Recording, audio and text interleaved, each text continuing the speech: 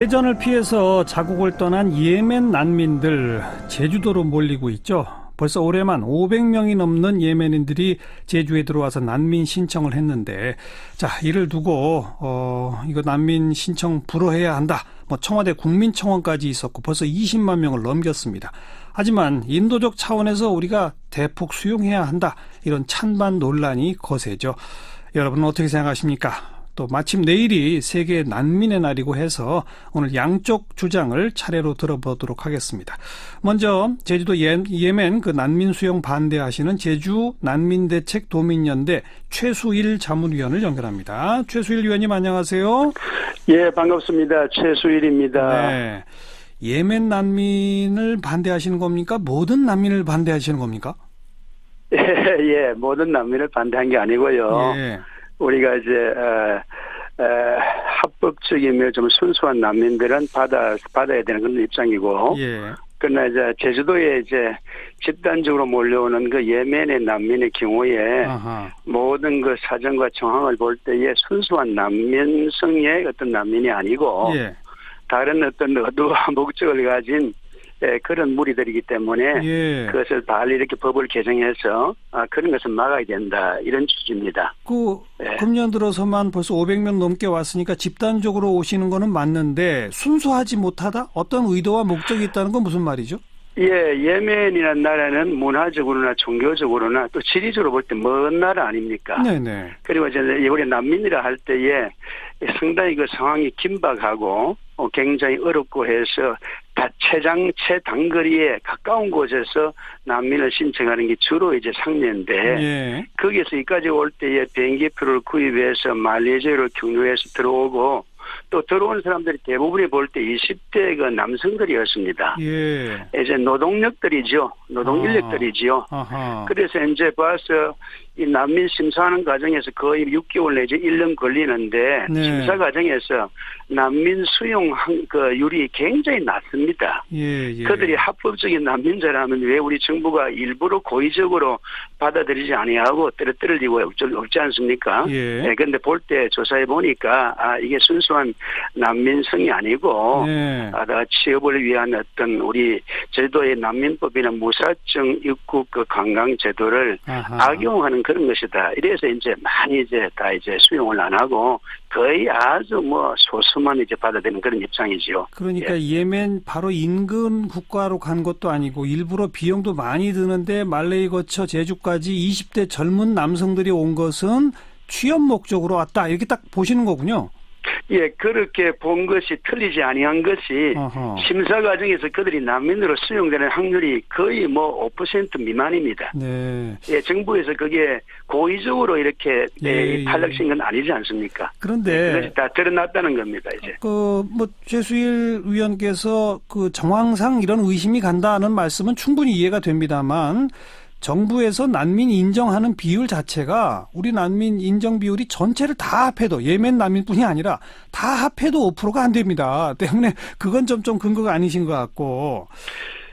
예, 이제 그런 근거도 있고, 사실 이제 제주도가 우리가 알기로 지금까지 보는 제주도의 사회적인 환경을 볼 때 그래도 우리가 청정도시라고 이렇게 보고, 예. 범죄율에서도 상당히 낮고 이래 했는데, 예. 사실 사실 2002년도부터 이제 관광 편리를 위해서 무비자, 무사증 이제 입국이 허락되었거든요. 그렇죠. 그 이후에서 들어온 이 불법 체류자가 매년 굉장히 높습니다. 예, 2006년 거를 내가 갖고 있는데 보니까 7,230명이네요. 예. 예, 벌써 그랬는데, 제주도와 같이 이런 좁은 땅에서 그런 대규모의 불법 체류자가 완전 이색적인 문화와 어떤 외모를 가진 불법 체류자가 운집한다는 것 자체가 네. 제주도의 그 어떤 관광적인 자원, 관광적인 환경에, 그리고 사회적인 어떤 불안 요소를 조성하는 그런 예. 요소가 됩니다. 예. 실제로 사실 이제 그들이 전혀 검증받지 않고 들어왔기 때문에, 예. 객관적인 자료에 보면은 외국인들의 불법 체류자들의 범죄에 연루되는 확률이 좀 높습니다. 일반 사람보다도. 예. 그런 통계도 나와 있고요. 자, 그런데 이제 관광을 활성화하기 위해서 무사증, 무비자 제도를 하는 거 아니겠습니까? 예. 그래서 근데 이게 좀 악용될 수도 있다는 우려이신데 그럼 아예 무사증 제도 자체를 철폐하는 게 옳을까요? 그건 어떻게 생각하세요?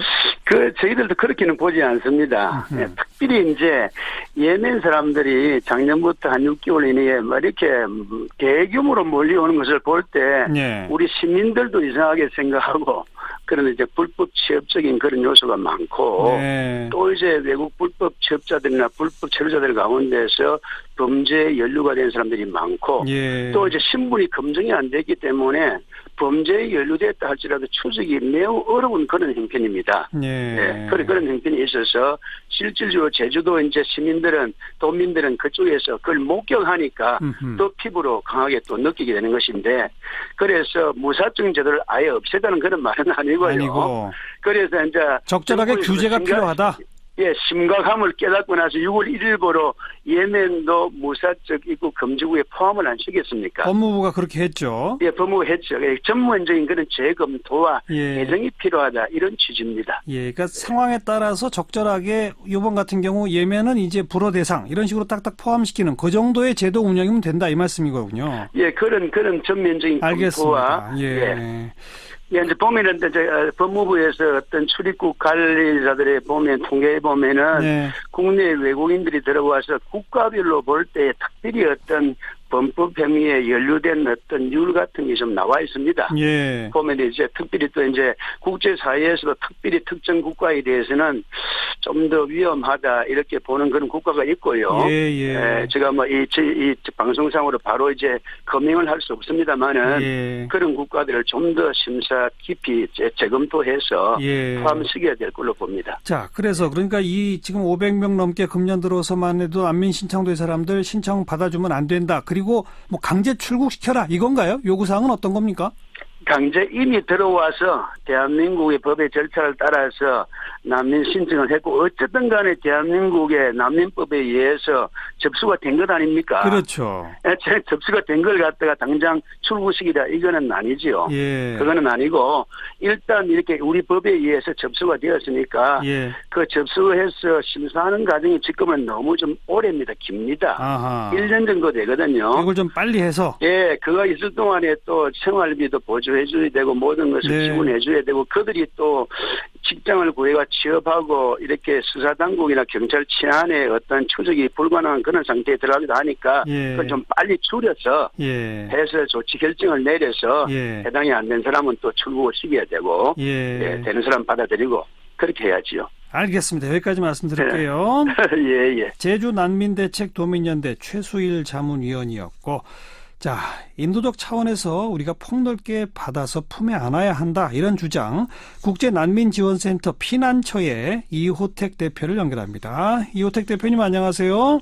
네, 안녕하세요. 이호택입니다. 네. 지금 방금 그 반대하신 분들 목소리 들어보셨는데 네. 예멘 근처 국가도 아니고 이 먼 한국에까지 비싼 비행기 표를 들여서 말레이를 거쳐 제주까지 주로 20대 남성들이 집단적으로 오는 건 보면 이건 취업 목적 아니냐라고 의심이 된다. 이 말씀 어떻게 생각하세요? 네, 500명의 예멘 사람들이 한꺼번에 이렇게 한 달 사이에 왔기 때문에 네. 우리 국민들 특히 제주도 도민들의 입장에서는 굉장히 낯설고 충격적인 일일 수 있는데요. 예.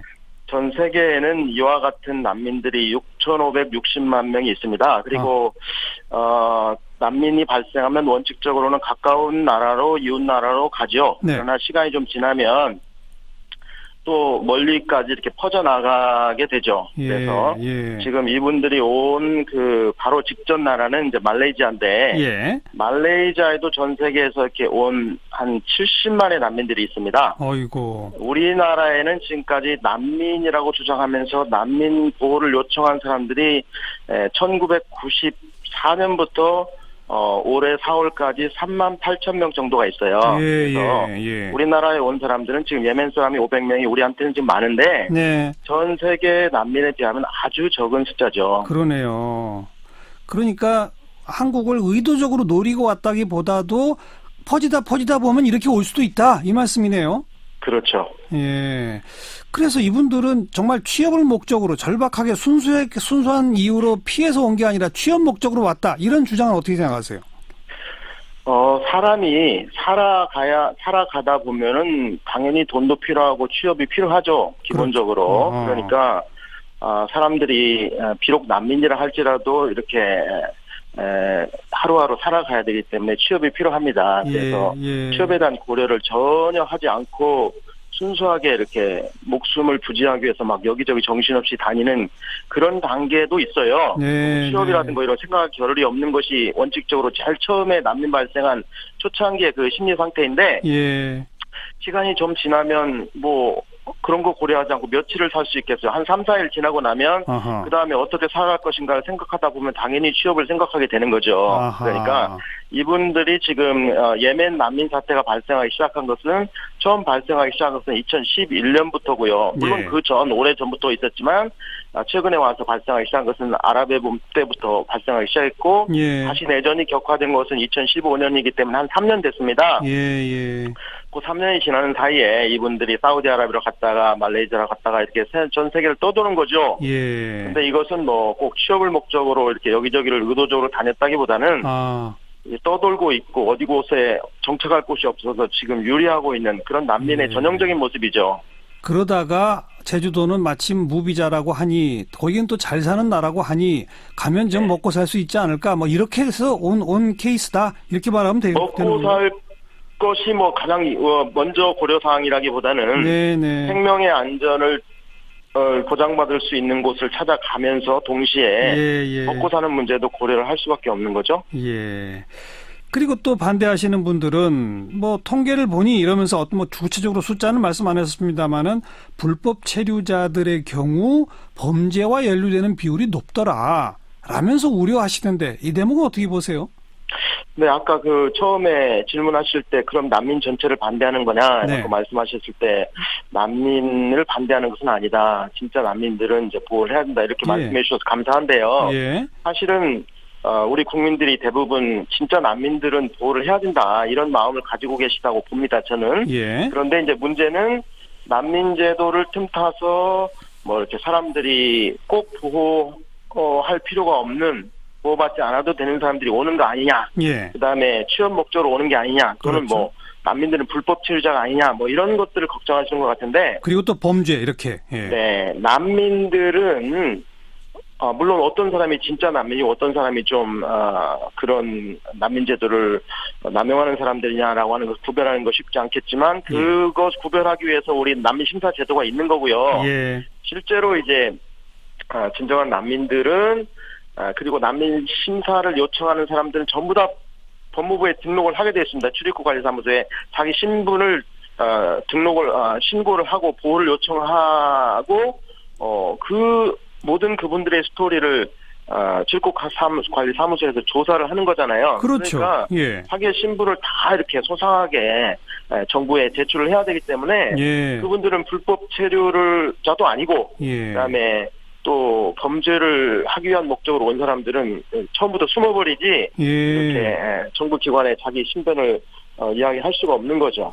이야기한 이상 또 범죄하기가 어렵죠. 등록까지 하고 난민 신청을 했다는 얘기는 의도적으로 범죄의 목적으로 온 것은 절대 일단 아니다 이 말씀이군요. 범죄하기가 더 어려워지는 거죠.